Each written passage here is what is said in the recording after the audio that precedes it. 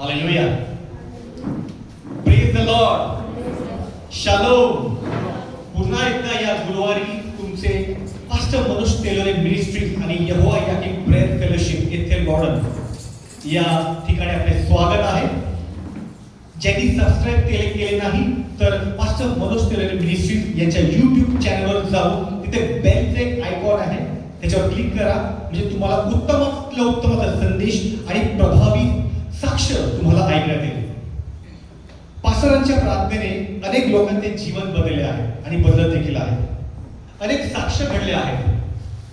आपण आपल्या परिवारासह या आपल्या व्यस्त जीवनातल्या अनमोल वेळ काढून यहोवा याकीम प्रेयर फेलोशिप मध्ये सहभागी व्हा, प्रार्थना करा आणि असे केल्याने देवाच्या राज्यामध्ये तुमची इच्छा, तुमचे जे तुम्हाला मार्गदर्शन हे मिळेल आणि या ठिकाणी येऊन आपण आपल्या शेजाऱ्यांना सुद्धा सांगू शकता. तुमचं जीवन एक प्रकाशमय साक्ष इतरांपुढे होऊ द्या. म्हणजे देवाने ते तुम्हाला वचन दिलं की इतरांना कळेल आणि तुमच्याद्वारे जिवंत देवाचा जो प्रकाश आहे तो इतरांना कळेल. साक्ष ऐकूया. ही साक्षीची वेळ आहे. सगळ्यात पहिलीची साक्ष आहे ती सासू सुनेची साक्ष आणि आनंदाची साक्ष आहे. ती साक्ष अशी आहे की सासू सुनेचं पटन नव्हतं आणि सासूने बरेच प्रयत्न केले, तिला समजून सांगितलं की बाळा तुला काय असं होत आहे, का असं दुरावा तुझ्यामध्ये, आणि त्यांनी प्रार्थना केली पण त्यांची काय इच्छा पूर्ण झाली नाही. तर तेव्हा त्यांनी पास्टर मनोज यांना फोन केला आणि पास्टरनी ऐकला, त्यांनी सांगितलं ओके. आणि प्रार्थना केल्यानंतर जो अद्भुत साक्ष तुम्हाला मी आनंदाने देऊ इच्छितो त्यासाठी त्याच्यातला जो फरक आहे तो दूर झाला आणि त्याच्यामध्ये जवळीकता निर्माण झाली आणि सासू आणि सून एकत्रित आल्या. किती आनंदाची गोष्ट आहे ना. मला वाटतं याला खरंच टाळ्या वाजवला पाहिजे. देव अद्भुत आहे आणि पास्टर मनोज याची प्रार्थना देवा ऐकत आहे आणि ही साक्ष तुम्ही देखील इतरांना सांगू शकता. अजून एक साक्ष आहे एका बहिणीची साक्ष. तिचा मुलगा बंटी याला हॉस्टेलमध्ये ठेवण्यात आले होते लांब. त्याला काय हॉस्टेलमध्ये जाण्याची इच्छा नव्हती. त्याला त्याच्या आई वडील यांच्याबरोबर राहायचं होतं आणि किती वेळा त्याला आई वडिलांनी समजून सांगितलं की बाळा हॉस्टेलमध्ये जायचं तुझं चांगलं शिक्षण होईल, ज्यापासून तुला दूर राहायला की तुला अद्भुत असं शिक्षण मिळेल. पण तो काय ऐकायला तयार नाही. सकाळी तो कोणाला न सांगता निघून गेला आणि आई वडिलांची दमछाक झाली. त्यांनी शोधला, नातेवाईकांना फोन केला, शेजारी आसपास जाऊन सांगितलं पण काय तो मुलगा आला नाही. आईचा जीव कासावी झाला आणि त्यांनी लगेच पास्टर मनोज यांना फोन केला. पास्टरांनी प्रार्थना केली. पास्टरांचा विश्वास वाढला गेला. महत्वाचा आहे. आईचा विश्वास वाढला गेला आणि संध्याकाळी तो मुलगा बंटी त्याच्या घरी आला. हरवलेला होता आणि देवाने एका दिवसात त्या बंटीला घरी आणलं. ही प्रभूची कृपा आहे. पास्टर मनोज यांची प्रार्थना केली ती प्रभूने ऐकली. तिसरी साक्ष, आधीची साक्ष सासू सुनेची होती, आता ती साक्ष सून सासूची आहे. एका बहिणीची साक्ष अशी आहे की तिची सासू हॉस्पिटलमध्ये क्रिटिकल केअर मध्ये ऍडमिट होती. डॉक्टरांनी ती रिपोर्ट सांगितले की त्याच्यामध्ये ऑलरेडी असं झालं की आता ती काय वाचू शकणार नाही. पण सून सासूला आईपेक्षा जास्त मानायची. तिचा जीव सुद्धा घाबराचा झाला की सासू जर गेली तर काय व्हायचं. कोणीतरी त्याला सांगितलं की तुम्ही पास्टर मनोज यांची साक्ष ऐका, त्यांच्या YouTube चॅनलवर सबस्क्राईब करा, साक्ष ऐका, संदेश ऐका आणि नक्की प्रभू तुमच्या जीवनामध्ये कार्य करेल. सिस्टरनी पास्टरला फोन केला, पास्टरांनी प्रार्थना केली आणि असं झालं चमत्कार की एका दिवसामध्ये क्रिटिकल सेंटर मधून त्याला बाहेर घेण्यात आलं आणि नंतर डिस्चार्ज झाला. प्रभू महान आहे आणि पास्टरची प्रार्थना जी आहे ती अद्भुत अशी आहे. आणि नक्कीच तुम्ही सुद्धा प्रार्थना करा आणि पास्टरांना कुठलाही प्रॉब्लेम असो, कोर्टाचा प्रॉब्लेम असो, घराचा प्रॉब्लेम असो, EMI चा प्रॉब्लेम असो, आर्थिक समस्या असो, आरोग्य असो, पास्टरला फोन करा. शेवटची साक्ष आहे मालमत्तेसाठी कोर्टाचा निकाल.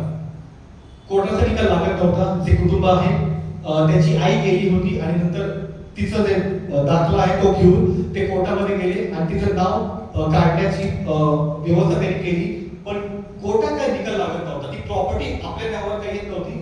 त्या बंधूंनी पास्टरला फोन केला, पास्टरनी प्रार्थना केली आणि कोर्टात लवकरच तो निकाल लागला. जे वकील होती त्यांनी अद्भुतरित्या योग्य रीतीने तिचे पॉइंट जज साहेबांपुढे मांडले. जज साहेबांनी ते मान्य केले आणि त्यानंतर त्या नियमाप्रमाणे त्यांची जी इच्छा होती ती पूर्ण झाली. ती कुटुंबाची प्रॉपर्टी पुन्हा त्यांच्याकडे आली.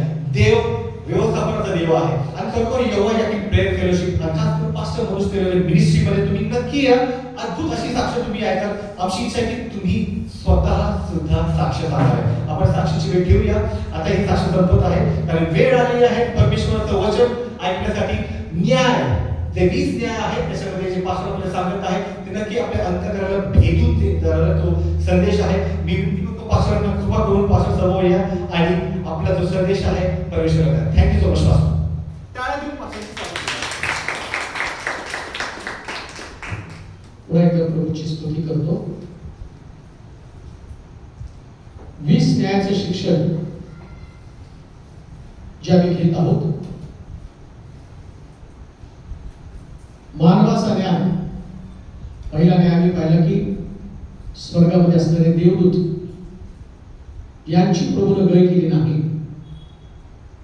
आणि स्वर्गातल्या देवदूतांचा न्याय संपल्यानंतर याच्यामध्ये आम्ही पाहिलं की अभिषिक्त करू ज्याच्यावरती फार मोठी सेवा जबाबदारी प्रभूने सोपवली होती, परंतु दिलेल्या कामाला विश्वास नसल्या कारणाने एवढा मोठा अभिषिक्त करू प्रभूने त्याला दंड दिला. त्याच्या जागेवरून त्याला खाली टाकलं आणि मनुष्य तयार केला. आणि एदेन बागेमध्ये मी पाहिलं ज्या पद्धतीनं या मनुष्याला उद्ध्वस्त करण्यासाठी या लुसिफरनं, या सैतानानं, या जुनाट सर्पानं एक योजना तयार केली आणि देवाच्या समक्षतेपासून त्याला बाहेर काढण्यासाठी डावपेच त्याला आखले. निर्णय का या सैतानाचं काम तो आपल्या हस्तकाला, आपल्या दूताला घेऊन रात्रंदिवस हेच काम करत आहे. देवाच्या समक्षतेपासून मनुष्य दूर कसा जाईल, तो कसा उद्ध्वस्त होईल. जोपर्यंत तुम्ही देवाच्या समक्षतेमध्ये आहात, जोपर्यंत तुम्ही देवाच्या जवळ आहात, तोपर्यंत तुम्हाला स्पर्श करण्याची ताकद त्याच्याकडे आहे. परंतु एकदा तुम्ही देवाच्या समक्षतेपासून, परमेश्वराच्या सानिध्यापासून तुम्ही दूर गेला, त्यानंतर जे काम त्याला करायचं ते काम त्याला अतिशय सहज आणि सोपेपणाने करतात. आता करायचं काय नेमकं? या सैतानाच्या डावपेचा पुढे आम्हाला टिकता यावं त्यासाठी आम्ही काय केलं पाहिजे? लक्षात घ्या, नुसतं आराधना, चर्चला जाणं, गीत गाणं या गोष्टींनी तुम्ही सैतानाला डिपेंड कधीच करू शकता? कधीच नाही. कोणताही व्यक्ती चर्चला जातो म्हणजे तो प्रभावीपणे सैतानाचा सामना करतो असं होऊ शकत नाही. कधीच नाही. प्रॉब्लेम काय आमच्यामध्ये की आम्हाला असं वाटतं आम्ही देवाच्या मंदिरामध्ये सुरक्षित आहोत. माहिती, कुबडी स्त्री देवाच्या मंदिरावर जात असताना कुबड्याचा आत्मा तिला उद्ध्वस्त करण्याचं काम करत होता. तिला कुबड्यामध्ये त्याने ठेवलं आणि येशू तिथे गेला आणि त्या स्त्रीमधला विकाराचा आत्मा त्याने काढून टाकला. आता त्याच्यामध्ये आपल्याला जास्त बोलायला जायचं नाही, परंतु मागच्या मी पाहिलं जीवनामध्ये पापाने प्रवेश करण्यापूर्वी तो दृष्टांत तुमच्यापासून काढून घेतो. एक विजन, एक दृष्टांत आहे जगण्यासाठी. जसं आम्ही पाहतो की एदेन बागेमध्ये मनुष्याला देवाने एक विजन दिलं होतं आणि ते विजन काय? तुला सगळ्या झाडाची फळं खाण्याची मुभा आहे, परंतु बागेमध्ये जे झाड आहे बऱ्या वाईटाचं आणि जीवनाचं झाड, या झाडाकडे तू जायचं नाही. आणि मला वाटतं उत्पत्तीच्या पुस्तकामध्ये आपण ते वाचलं. उत्पत्तीच्या पुस्तकामध्ये मला वाटतं दुसरा अध्याय 16-17 वचनामध्ये वाचूया ते वचन. उत्पत्तीचं पुस्तक दुसरा अध्याय 16 आणि 17 वचन. मग त्याच्यानंतर आपल्याला समजेल की कसं त्याच्या डावपेचापासून आम्हाला उद्ध्वस्त होता वाचता स्वतःचा बचाव करता येईल. उत्पत्तीचं पुस्तक 3रा अध्याय आणि त्याचं दुसरा अध्याय 16 आणि 17 वचन.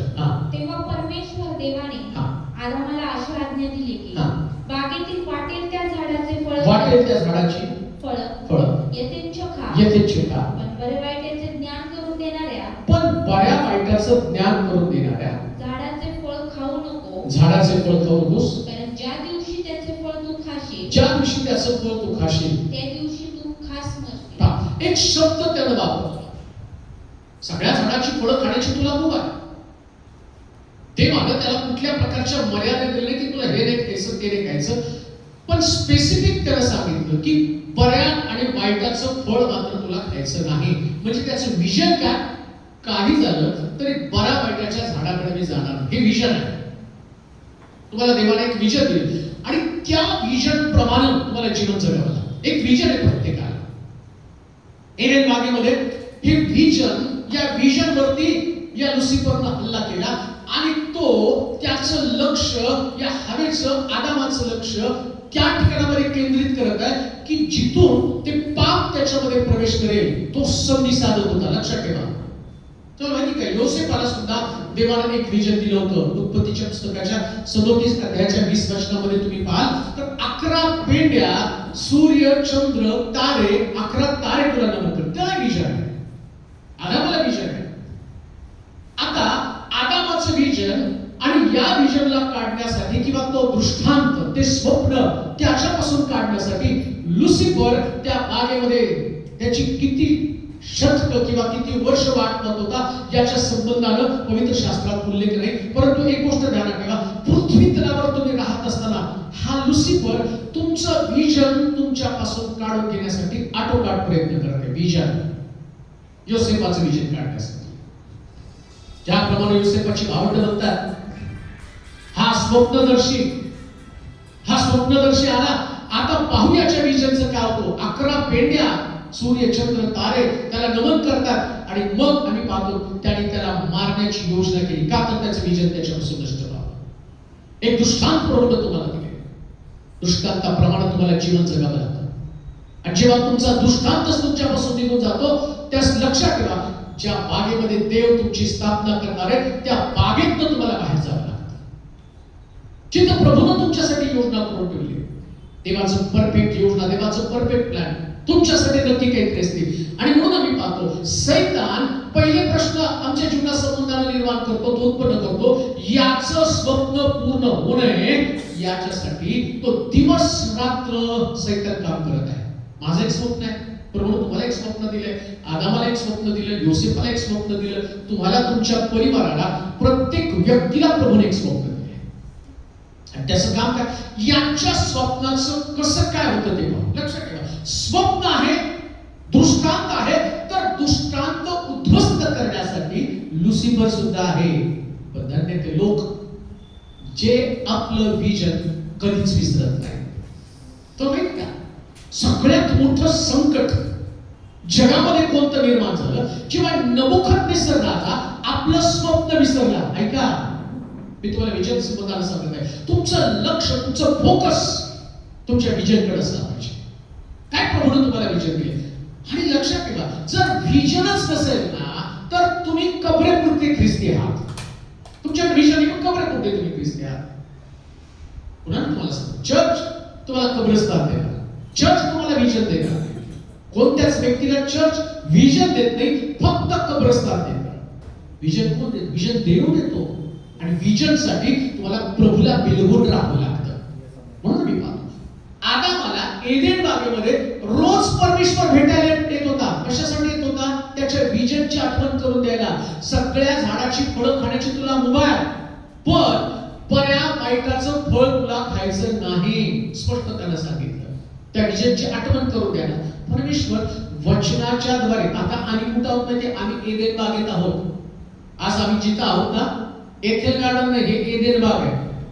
देवाचं वचन जिथं ऐकलं जातं, जिथं परमेश्वर वेळ घेतो त्याला एदेन बाग असं म्हटलेलं आहे. आणि परमेश्वर तिथं त्याची वेळ घेण्यासाठी, कशासाठी?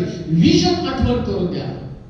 आता नबुकदनेस्सर राजा स्वप्न विसरला. आता नबुकदनेस्सर राजानं स्वप्न विसरलं ना, तेव्हा त्यानं सगळ्यात मोठं संकट निर्माण केलं. तो काय म्हटला? मला राज्यामध्ये घोषणा करा, जाहीरपणे सांगा, माझं स्वप्न आणि स्वप्नाचा अर्थ मला सांगितला पाहिजे. ज्योतिषी, मांत्रिक या सगळ्याला जमा करा, आणि जर याने माझं स्वप्न आणि स्वप्नाचा अर्थ सांगितला नाही तर ज्योतिषी आणि मांत्रिक यांना मारलं जाईल. स्वप्न विसरलं तर मृत्यू अटळ आहे. म्हणून लक्षात ठेवा, स्वप्न कधी विसरू नका, विजन कधी विसरू नका. आणि जेव्हा विजन विसरलं जातं, नीट ऐका, जेव्हा लोक विजन विसरतात, स्वप्न विसरतात, नबुकदनेस्सरानं स्वप्न विसरलं आणि तो ज्यांच्या काही टॅलेंट्स आहे, ज्यांच्या काही कल्पकता आहे, ज्यांना विशेष प्रकारचं देवानं ज्ञान दिलेलं आहे, आणि राजा त्या लोकांना मारण्यासाठी त्याने योजना आखली. या जगामध्ये जेव्हा लोकांकडे विजन नसतं ना, तेव्हा लोक ज्याच्याकडे विजन आहे, ज्याला देवानं निवडलं, त्याच व्यक्तीला मारण्यासाठी कट कारस्थान करतात, जसं नबुकदनेस्सरानं केलं. हे सत्य कुणाला माहित नाही. आणि म्हणून लक्षात घ्या, इकडं नबुकदनेस्सर जेव्हा त्याने ती आज्ञा दिली, तेव्हा दानिएल त्या ठिकाणामध्ये त्याच्या सोबत्याला म्हणतो, प्रार्थना करा. का तर राजाचं स्वप्न मला समजावं आणि स्वप्नाचा अर्थ देवाने मला प्रगट करावा. आणि मग आम्ही पाहतो दानिएलची सगळी सोबती प्रार्थना करतात आणि शास्त्रात लिहिलं, राजाला पडलेलं स्वप्न देवानं दानिएलला स्वप्न आणि स्वप्नाचा अर्थ सांगितला. स्वप्न नसेल तर फार मोठी गडबड होणार आहे. तुमचं विजन खूप कसलं पाहिजे. जगामध्ये राहताना जग हे तुमचं विजन नाही. ज्या गोष्टी प्रभूने सांगितलं, बऱ्या वाईटाचं ज्ञान करून देणारा फळ तुला खायचं. बघा आता वर्ज केलेल्या गोष्टी, बऱ्या वाईटाच्या फळासंबंधाने वर्ज केलेल्या गोष्टी, त्या गोष्टी प्रभूने वर्ज केल्या, म्हणजे त्या खाण्यासाठी प्रतिबंध केले. साधं उदाहरण पवित्र शास्त्रात तुम्हाला सांगतो. आमच्या मी तुम्हाला सांगितलं, दावीदाला देवानं सांगितलं होतं, तुला व्यभिचार करायचा नाही. आता त्याच्याकडे पत्नी होती, पण त्याचं लक्ष कोणाकडे गेलं? पद्मशालीकडे. वर्ज केलेली गोष्ट आहे ना, त्या दुसऱ्याच्या पत्नीवरती त्याने लक्ष ठेवायला नव्हतं पाहिजे, पण त्याचं लक्ष तिकडे गेलं. तुम्हाला सगळं खाण्यासाठी उभा आहे, मटण का, अंडे का, मासे का, पण गुटखा, तंबाखू वर्ज आहे. तुझं शरीर आहे जिवंत, पण होतं काय माहिती का, ज्या गोष्टी खाण्यात त्या खाण्याच्या ऐवजी वरच्या गोष्टीकडे आमचं लक्ष जातं, ज्याच्यानं आमचं आत्मिक जीवन तुटलं जातं, देवाची संगती तुटली जाते, देवाची सानिध्य आमच्या जीवनात निघून जातं. ज्या वरच्या गोष्टी आहेत ना, त्या वरच्या गोष्टींकडे सैतान तुमचं लक्ष लावत आहे. आणि तो तुम्हाला त्याचा प्रश्न पण फार सुंदर आहे. आणि बघा त्या ठिकाणामध्ये मला वाटतं उत्पत्तीचं पुस्तक त्याचा 3रा अध्याय 2रं वचन जर वाचलं, पहा वरच्या गोष्टीकडे सैतान कसं लक्ष तुमचं लावतो. उत्पत्तीचं पुस्तक 3रा अध्याय 2रं वचन. स्त्रीने सर्पाला म्हटले, स्त्रीने सर्पाला म्हटलं, बागेतल्या झाडाची फळे खाण्याची आम्हाला मोकळीक आहे, आम्हाला मोकळीक आहे, पण बागेच्या मध्यभागी असलेल्या झाडाच्या, बागेच्या मध्यभागी असणाऱ्या झाडाच्या फळाविषयी देवाने सांगितले आहे की, सांगितलं आहे की ते खाऊ नका, त्याला स्पर्शही करू नका. बागेतल्या कुठल्या झाडाविषयी सांगितलं त्यांनी? आणि परमेश्वर काय म्हटलं होता? कुठल्या झाड खाऊ नका. मग आता बघा, तुम्हाला या दोन्ही पण गोष्टी लक्षात ठेवायच्या. देव काय म्हटला आणि हवा काय म्हटला. देवानं काही गोष्टी वर्ज केल्या. देवानं जेवण वर्ज करायला सांगितलं नाही. म्हटलं का तुम्हाला खायचं नाही, म्हटलं का उपाशी राहा. उलटे येशूचे शिष्य उपास करत नव्हते, त्यास ते काही जण येऊन त्यांना म्हटले, योहानाचे शिष्य उपास करतात, तुमचे शिष्य उपास करत नाही. त्याला सांगायचं होतं, मी तुम्हाला खाणं पिणं वर्ज केलं नाही, पण दारू, तंबाखू, गुटखा या गोष्टी मात्र वर्ज आहे. मी तुम्हाला पत्नी करू नका म्हणून सांगितलं नाही. देव म्हणत नाही की लग्न करू नका, असं लिहिले शास्त्रामध्ये. तो म्हटला, मी त्याला अनुरूपशी सहकार्य निर्माण करेल. अनुरूपची पत्नी त्याची गरज होती, आदामाची गरज पत्नी होती. पत्नी करू नका नाही म्हणून सांगत नाही, पण व्यभिचार करू नका म्हणून त्याला सांगितलं. आता व्यभिचार आणि पत्नीमध्ये काय? स्वतःची पत्नी असताना जेव्हा दुसऱ्याच्या स्त्री बरोबर शारीरिक संबंध ठेवणं ही व्यर्थ गोष्ट आहे. आणि इकडं नेमकं लुसिफरनं त्यांना कोंडीमध्ये पकडण्यासाठी एक प्रश्न विचारला, देवाने तुम्हाला कुठल्या झाडाची फळं खायला सांगितली नाही का? आणि बघा तुम्ही जगामध्ये त्या लोकांना असं वाटतं स्वर्गामध्ये जाण्यासाठी लग्न नाही करायचं, स्वर्गामध्ये जायचं चांगले कपडे नाही घालायचे, स्वर्गात जायचं सोनं चांदी नाही घालायचं. अहो त्या गोष्टी प्रभूने वर्ष नाही सांगितल्या.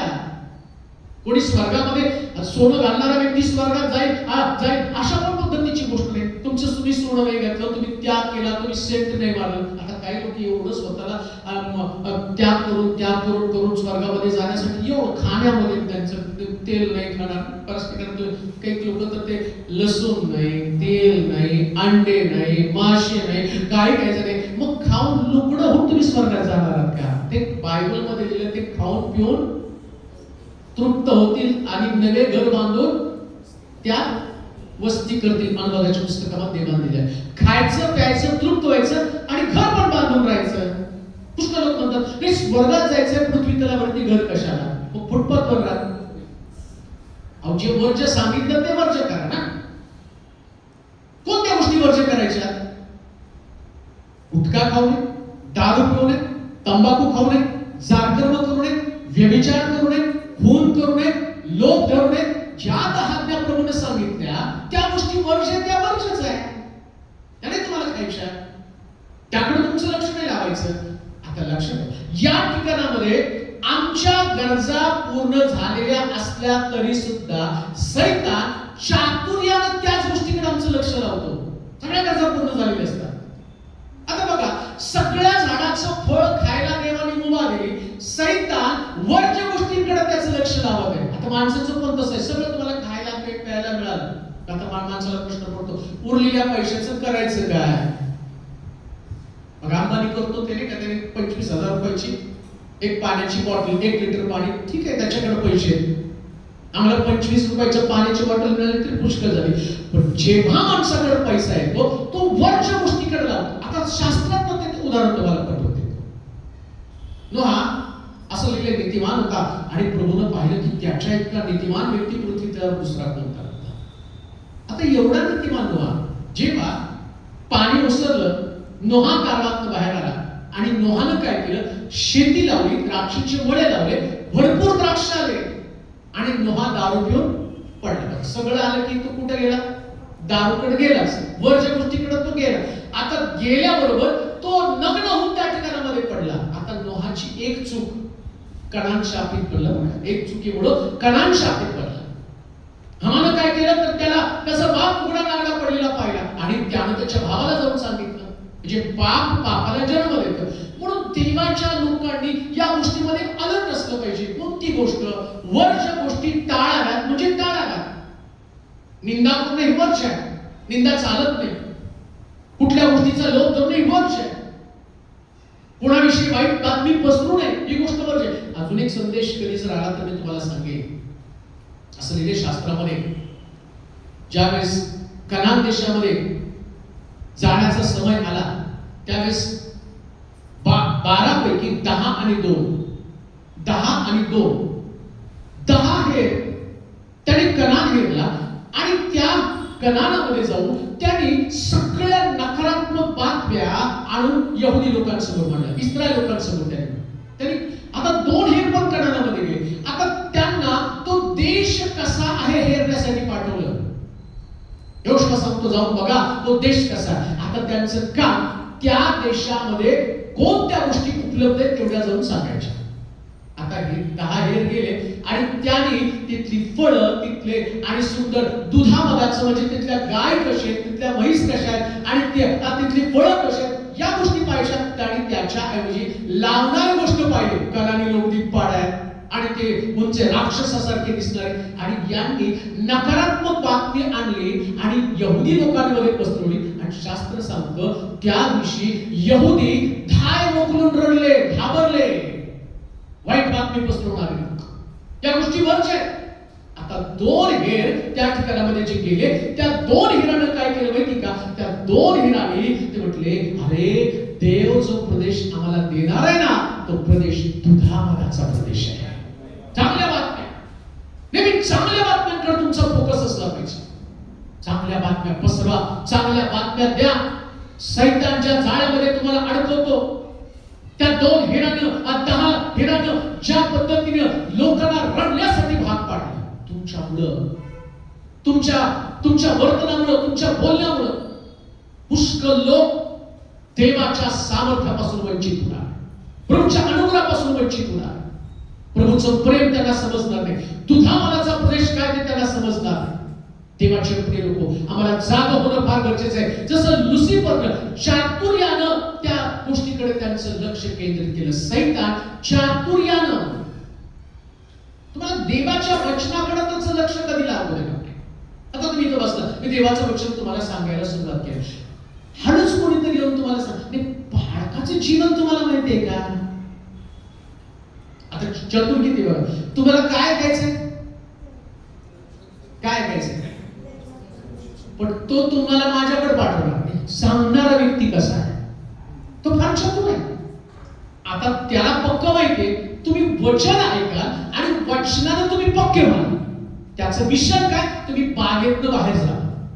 मिशन त्याचं तुम्ही बागेतनं, संगतीमधनं, सानिध्यामधनं, वचनातनं, अनुग्रहामधनं तुम्ही बाहेर पडावं. याच्यासाठी तो काय करणार? जसं त्या कनानामध्ये त्यानं कनानामध्ये असणारे आशीर्वाद नाही दाखवले, कनानी लोक दाखवले.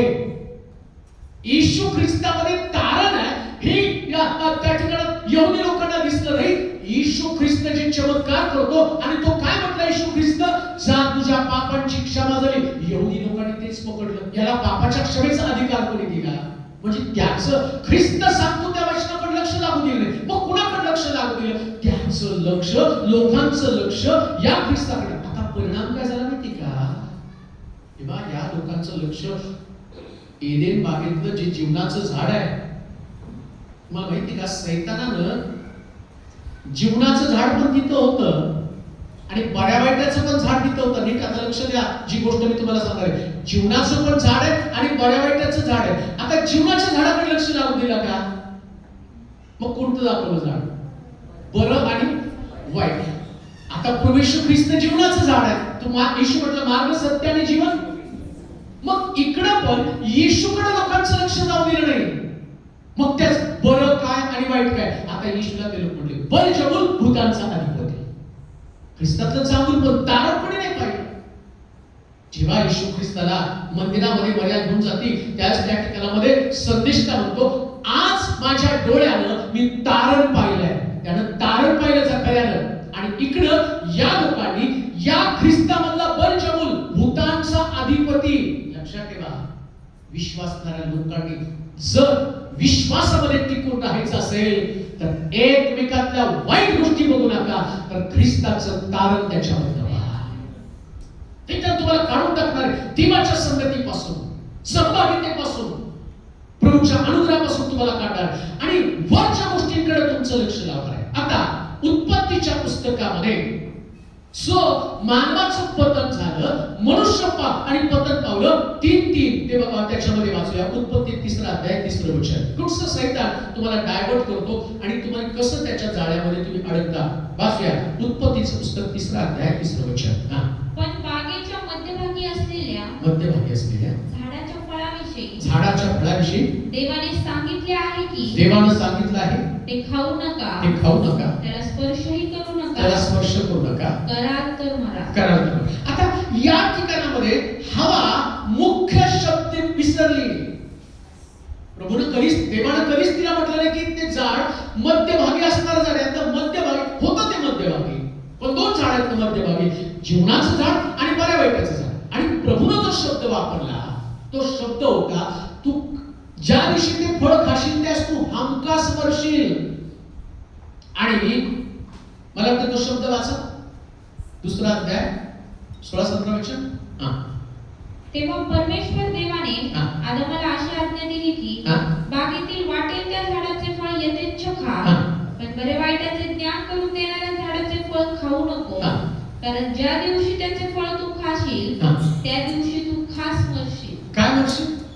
कोणता शब्द आहे? आणि हिचा शब्द काय? 3रा अध्याय 3रं वचन. पण बागेच्या मध्यभागी असलेल्या झाडाच्या फळाविषयी देवाने सांगितले आहे की ते खाऊ नका, त्याला स्पर्शही करू नका, कराल तर मराल.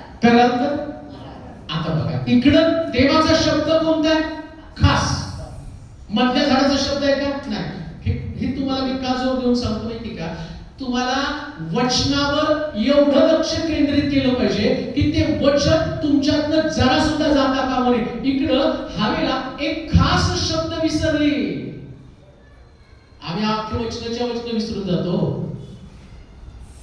आणि शास्त्रामध्ये तर असं लिहिलंय, महाराज मत्त्याचं शुभवर्तमान 5वा अध्याय 17 ते 19 वचन वाचा म्हणजे तुम्हाला समजेल. मत्त्याचं शुभवर्तमान 5वा अध्याय आणि त्याचं 17 ते 19 वचन. नियमशास्त्र किंवा संदेष्टांचे ग्रंथ रद्द करण्यास मी आलो आहे असे समजू नका. मी रद्द करण्यास नव्हे तर पूर्ण करण्यास आलो आहे. कारण मी तुम्हाला खचित सांगतो होईपर्यंत सर्व काही पूर्ण झाल्याशिवाय सर्व काही पूर्ण झाल्याशिवाय नियमशास्त्रातील बघा नीट आहे का, नियमशास्त्रातील एकही काना किंवा मात्रा रद्द होणार नाही. काना किंवा मात्र पुढे असो. यास्तव जो कोणी या लहान आज्ञेतील एखादी रद्द करेल, लहान आज्ञातली एखादी रद्द करेल व त्याप्रमाणे लोकांना शिकवेल, त्याला स्वर्गाच्या राज्यात अगदी लहान म्हणतील. पण जो कोणी त्या पाळी व शिकवेल त्याला स्वर्गाच्या राज्यात मोठा म्हणते. काय म्हटलं? नियमशास्त्र रद्द केलंच नाही. कोण म्हटलं हे? कोण म्हटलं? कोण बोलतोय? येशू ख्रिस्त बोलतोय. काय म्हटलं? मी नियमशास्त्र रद्द करण्यासाठी आलोच नाही. आता बऱ्याच विद्वान लोकांनी म्हटलं जुना करार संपला, जुना करार नाहीच आहे, आता फक्त नवीन करार आहे. येशू म्हटलं, आता त्याला रेफरन्स कुठला घेतला? इकडं हवा जे वचनाकडनं तिचं लक्ष डायव्हर्ट झालं त्याच्या संबंधाने मी तुम्हाला सांगत आहे. ह्या येण्याचं कारण काय? एक शब्द ती विसरली, खास शब्द ती विसरली, आणि इकडं प्रभू येशू ख्रिस्त तीच गोष्ट आठवण करून देते मंडळीला. या नियमशास्त्रातला काना मात्रा कोणाला रद्दबदल करता येत नाही, आणि कोणी तुम्हाला पाळण्यासाठी प्रतिबंध करेल. आज तुम्ही बघा कित्येक लोक, तुम्ही जरा टीव्ही उघडला तर तुम्हाला कळेल, त्याच्यामध्ये एक सेवक, आता त्याचं नाव सांगायचं नाही, परंतु त्याच्याकडे तुम्ही बघाल तर त्या सेवकाने स्पष्ट सांगितलं पाळतच नाहीये, पाळतच नकोय, पाळत नसतोच. आणि नव्या करारामध्ये म्हटलं त्यानेच कोणी प्रेषित, पाळक, सुवार्तिक, संदेष्टे, शिक्षक नेमले. जुन्या करारामध्ये त्या ठिकाणामध्ये दर्शन मंडप तयार करत असताना त्याने म्हटलं आता मी दर्शन मंडपात सेवा करण्यासाठी एका कुळाला, एका वंशाला निवडणार आहे, आणि तू काय कर, 12 वंशाच्या 12 काठ्या तयार कर, आणि त्या काठ्या आणून दर्शन मंडपामध्ये ठेव, रात्री त्यांना तिथे ठेव, सकाळी ज्या काठीला बदामाचा अंकुर फुटेल त्या काठी, म्हणजे प्रत्येक कुळाने एक काठी आणायची, आणि ज्याच्या काठीला बदाम येईल तर अंकुर फुटेल त्याच घराण्याला मी माझी सेवा करण्यासाठी निवडणार आहे. आता देवानं जी स्थापना केली, याजक पदाची, लेवी पदाची जी स्थापना केली, तुम्ही कोणत्या बेसवरती म्हणता की पाळक नाही, याजक नाही, लेवी नाही, आणि ते संपुष्टात आलं? ब्रदर्स ओनली, पाळकच नसतो, कुठल्या बेसवरती तुम्ही म्हणता? पाळक आहे, याजक आहे, याजकाला याजकाचं काम देवाला दिलेलंच आहे, सेवकाला सेवकाचं काम दिलं. त्यानंच कोणी प्रेषित, पाळक, सुवार्तिक, संदेष्टे, शिक्षक, ही 5 पदरी सेवा आहे. काना मात्र कुणाला बदल करता येत नाही. पाळक आहे म्हणजे आहे, आणि तुम्हाला वाटतं म्हणून पाळक काय नाहीये, देवाला वाटलं म्हणून देवाने पाळकाची नियुक्ती केली. हे देवाची प्रोव्हिजन आहे, ते काही तुमच्या डोक्यात आलेली कल्पना नाही. आणि लक्षात ठेवा, सगळीकडे तुमचं डोकं वापरायचं नसतं. देवानं तुम्हाला जे दिलंय, डोक्यात घातलंय ना, तेच तुम्हाला वापरावं लागतं. म्हणून आम्ही पाहतो की जुन्या करारामध्ये एक नियम दिला होता, शमूएलाची नियुक्ती करण्यामागं असं लिहिलं, एली याजक परमेश्वराच्या मंदिरामध्ये निजला असताना परमेश्वराचा दीप अजून मालवला नव्हता, आणि एली याजकाचं त्या असणाऱ्या दीपाकडे किंवा त्या दिव्याकडे त्याचं लक्ष नव्हतं, कारण तो दिवा पेटत राहणं गरजेचं आहे. जर दिवा विझला तर दिव्याला बाहेरून तेल आणायचं नाही, हा देवाचा नियम आहे. दर्शन मंडपामध्ये जेव्हा दिवा पेटला गेला, तो दिवा कुठल्या अग्नीनं पेटला गेला? देवानं स्वर्गातून अग्नी पाठवला, आणि स्वर्गीय अग्नी आला, आणि त्या अग्नीनं दिवा पेटला. आणि काय सांगितलं माहिती का? आता बाहेरचा अग्नी आणून तुम्ही दिवा पेटवायचा नाही. म्हणून लक्षात ठेवा, मंडळीमध्ये बाहेरचे सिद्धांत, बाहेरच्या तत्व, बाहेरच्या गोष्टी कधीच मंडळीमध्ये येतात कामा नये. बाहेरचा दिवा आणायचा. आता बघा, लोकांनी बाहेरचा दिवा आणला. कोणता? चर्च मध्ये इलेक्शन हा बाहेरचा दिवा. चर्च मध्ये इलेक्शन नसतं, सिलेक्शन असतं. मोशेला देवाने सांगितलं, तू एकटा सगळा कारभार करतो, त्याचा सासरा इत्रो आला. मोशे सकाळी उठायचा आणि सगळ्या लोकांना घेऊन बसून त्यांचा न्याय करायचा. मग त्याला सांगितलं, तसं करू नको, तू वडील नेम, 10 वर 1, 100 वर 1, 1000 वरती 1, अशा प्रकारचे लोक निवड, आणि त्यांच्याकडनं सगळा कारभार करून घे. कोणी सांगितलं? आणि निवडलं कोणी? मोशेने कोणी निवडलं? आता मंडळीच पाळकाला निवडते. पाळकाने निवडायचं कुणाला? एल्डरला. कुणाला निवडायचं? एल्डर निवडतात पाळकाला. उलटा कारभार. बाहेरचा दिवा. कारण इकडे बाहेर इलेक्शन आहे, आमच्याकडे इलेक्शन आहे. मला एक व्हिडिओ पाहिला मी आणि त्या बिशप बरोबर माझं बोलणं झालं. मग ते व्हिडिओ पाहिला की सगळे पाळक लोकांना गोव्याला घेऊन गेले आणि तिथं दारू घेऊन त्याच्या पार्ट्या चालू होत्या. मग कळलं की बिशपचं इलेक्शन आहे. मग माझ्या संपर्कात आलेल्या व्यक्तीला विचारलं, कसं काय होई असं? तो म्हटलं, नाही हो, या इलेक्शनला पैसे द्यावे लागतात. अहो, इकडं पण पैसे इकडं पण पैसे. बाहेरचा आलेले आलाच की घुसलाच की आमच्याकडे. जेव्हा लोक निवडतात, लोक परत बसले पडतात. आणि जेव्हा देव निवडतो, त्याच्यामध्ये वाढपीस ते पण सुद्धा एक प्रभावी सेवक बनतो. ही देवाची निवड. बाहेरचा अग्नी कधीच तुमच्यामध्ये येता कामा नये. परमेश्वराची निवड. काना मात्रा सुद्धा रदबदल करण्याचा अधिकार कोणाला? जो कोणी काना मात्र रदबदल करेल. ऐका, देवाचं वचन इतकं प्रभावी वचन आहे. देवाचे निर्णय इतके जबरदस्त निर्णय. त्याला बरोबर या पृथ्वी तलावरती प्रत्येक गोष्टीला एक नियम लावून दिलेला आहे. एक नियम लावून दिला. याजकाला सुद्धा याजक पदाचं काम करण्यासाठी देवाने एक नियम लावून दिला होता. त्यानं काय सांगितलं? तुझ्यासाठी शेती वाडी या गोष्टी तुला बरच आहे. तुला शेतात काम करायचं नाही, तुझी शेती नसणार आहे. काम त्याला तसा नियम लावून दिला. का प्रभूने सांगितलं तू शेतात काम करायचं नाही? म्हणजे याजकानं पाळकानं कुठल्याच कंपनीत, कारखान्यामध्ये आणि कुठल्याच ठिकाणामध्ये त्यांनी काम करायचं नाही. त्यांनी प्रभूची सेवा करायची. नियम आहे देवाचा. आता त्यानं जर पाळकानं समजा आता मला वाटलं नाही माझं शिक्षण चांगलं आहे आणि मी काय करेल, मी कंपनीमध्ये काम करेल आणि कंपनीतलं काम करून मी प्रभूची सेवा करेल. तो जास्तीत जास्त वेळ, आता इथं तुम्ही IT याच्यात काम करणारे लोक आहेत, त्यांना किती कामाचा प्रेशर असतो. परवाच कोणीतरी मला फोन करून सांगितलं, बाळक साहेब मी ते जॉब सोडत आहे का तर टार्गेट देऊन देऊन मी हैराण झालेले आहे. आता मला ते जॉब करायचा पण विचार करा, इकडं टार्गेट आहे. आता ते टार्गेट पूर्ण करणारे का तुम्ही जिंकण्याचं टार्गेट पूर्ण करणार? म्हणजे तो करणार काय माहिती का? तिकडं एक मनुष्य 2 दाण्याची चाकरी करू शकत नाही. एक मनुष्य 2 नावेत पाय टाकून चालू शकत नाही. आता देवानं हा नियम दिला आणि देव त्या नियमाप्रमाणे तुम्हाला काम करायला सांगतो. मग आता विचार करा, आता मग या व्यक्तीने काम करायचं नाही, याजकानं काम करायचं नाही, मग याजकानं खायचं काय? उपाशी मारायचं. मग बरेच पालक साहेब आम्ही तुमच्यासाठी प्रार्थना करतो. अरे मग याजकांनी प्रार्थना करायची, तुम्ही प्रार्थना खायचं काय? मग देवाने एक नियम त्याला दिला. काना मात्र रदबदल करण्याचा अधिकार नाही, त्याच्याविषयी सांगत आहे. मग तो काय लेवी आणि याजक या दोघांनी परमेश्वराची सेवा करायची. मग याजकाची तरतूद काय? तो म्हटला लोकांनी आपल्या शेतातल्या उत्पन्नाचा 10वा भाग आणून याजकाला द्यायचं आणि याजकानं प्रभूची सेवा करायची. काना मात्र आपण कुणाला रदबदल करता येत नाही. ठरला देवाचा नियम. परमेश्वराने नियम देऊन ठेवला.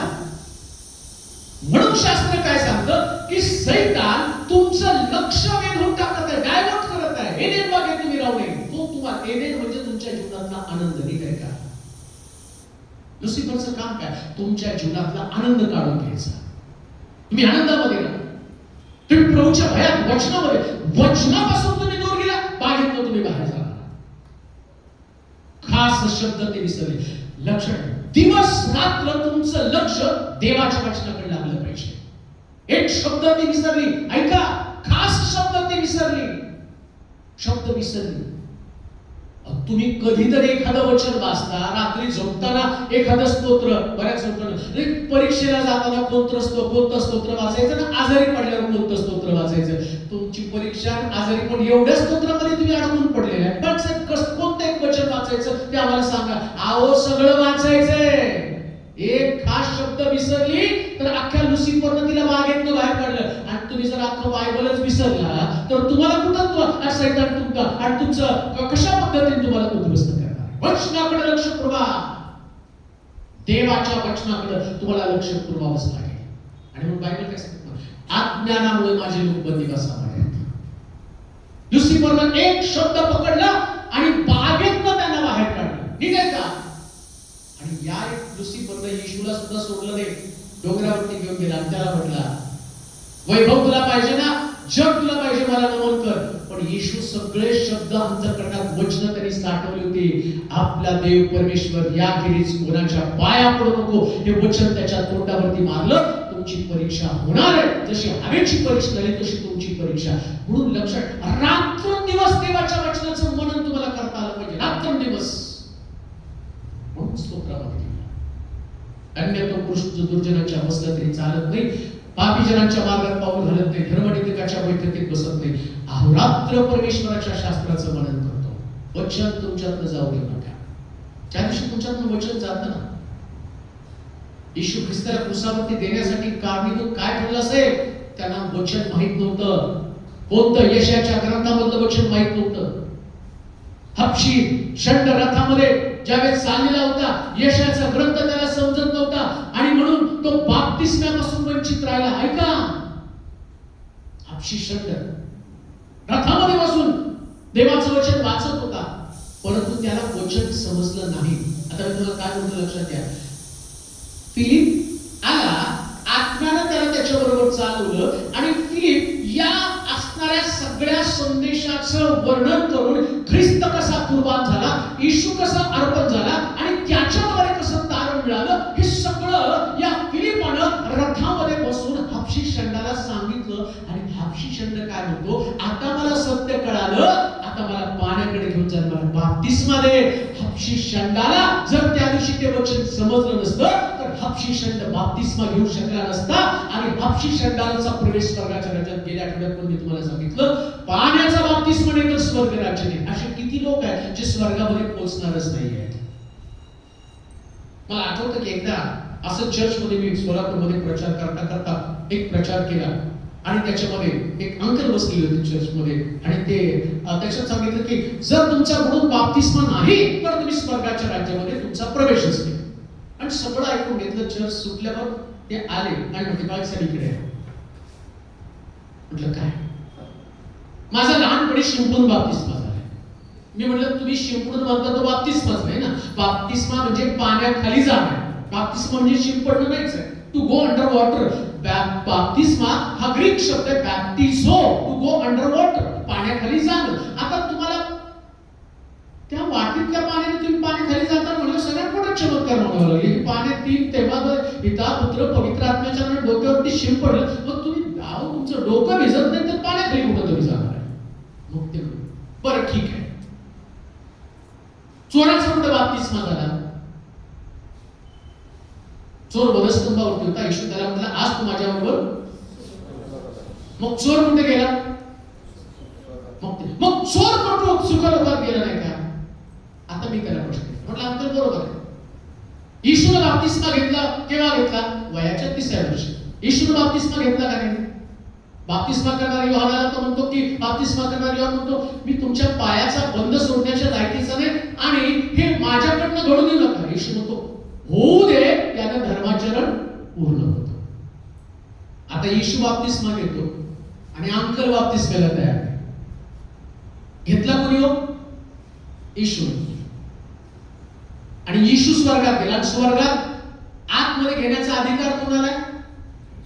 फक्त येशूला. मग येशूने म्हटलं चोराला, तू आज माझ्यावर सुखलोकात असेल. अंकलला थोडी म्हणणार आहे तो आज तू माझ्यावर सुखलोकात. जसं येशूच्या तोंडात शब्द यायला पाहिजे. तसं जर सगळ्याच असतं तर मी पण नसतं घेतलं. मी म्हटलं असतं येशू आणि त्याला घेतलं, मला पण घे. पण आम्ही चोराचे अनुयायी नाही, आम्ही येशूचे अनुयायी आहे. म्हणून म्हटलं 100% वचनाला स्वीकारा. लक्ष वचनाकडे. सैतान तुम्हाला सगळ्या काय करतो माहिती का? सगळं बायबल आणि चर्चला जाता, दशांश देता, दान धर्म करता, उपवास करता, प्रार्थना करता. 40 दिवसाचे उपवास पण केले हो. आणि बाप्तिस्माच नाही घेतला तर 40 दिवसाचे उपवास करून आतल्या आतड्या वाळून गेल्या, पण स्वर्ग राज्याची प्राप्ती झाली. झालं काय तुमचा फायदा? शून्य, झिरो. का तर वचन तुमच्यात नाही होते. खास शब्द विसरली. तसं अनेक लोक खास शब्द. स्वर्गामध्ये निकोदेमसला प्रश्न पडला, स्वर्ग राज्यात जावं म्हणून मी काय केलं पाहिजे? तो म्हटला, पाण्यानं